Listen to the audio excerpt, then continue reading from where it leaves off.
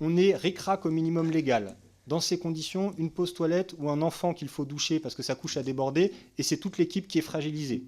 Selon son témoignage, c'est la journaliste qui parle, des enfants étaient oubliés à plusieurs reprises dans les dortoirs, notamment au moment des transmissions du soir, quand les parents font la queue pour emmener leur enfant. Aux familles, on ne peut que leur dire désolé. Ça, c'est une salariée de Babylou qui a fait ce témoignage. Alors moi, je vous pose la question, et ce sera l'avant-dernière. Les deux, Monsieur Martinet, parce que sinon, les autres ne pourront pas poser leurs questions. En tant qu'actionnaire, que dirigeant de l'entreprise, sur cette question de la croissance, est-ce que vous vous positionnez comme des dirigeants d'entreprise qui ont été au contraire plutôt prudents pour faire attention à ce que la croissance n'ait pas d'effet social négatif, ou est-ce qu'au contraire vous vous considérez comme des dirigeants qui, alignés avec les fonds d'investissement, ont cherché la croissance à tout prix? Il y a une chose qu'on a réussi et qui a fait que Babylou est devenu ce qu'est Babylou.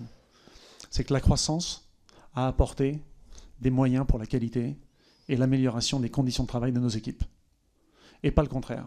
La croissance a permis de solidifier et d'ancrer encore plus chaque jour nos valeurs, et pas le contraire. Très bien. La question, c'est est-ce que vos fonds ont une pression sur le taux de croissance? Oui ou non? Mais ça ne se passe pas comme ça dans la vraie vie. Et non, désolé, les fonds, ce n'est pas des loups. Monsieur Martinet, votre dernière question. Je suis étonné de cette réponse et en fait, je me demande qui il faut croire. Est-ce qu'il faut croire Rodolphe Karl, qui témoigne là dans une commission d'enquête sous serment, ou est-ce qu'il faut croire, par exemple, Rodolphe Karl, qui, dans un podcast en mars 2022, parlant de son projet entrepreneurial, disait... Je creuse un peu, et je dis, putain, mais le modèle est dingue. Hein. Je me dis, mais en fait, c'est un vrai business. Nous, on était des malades de la croissance. Tous les matins, le couteau entre les dents, en se disant, mais quelle crèche on va les choper? Quels clients on va les conquérir?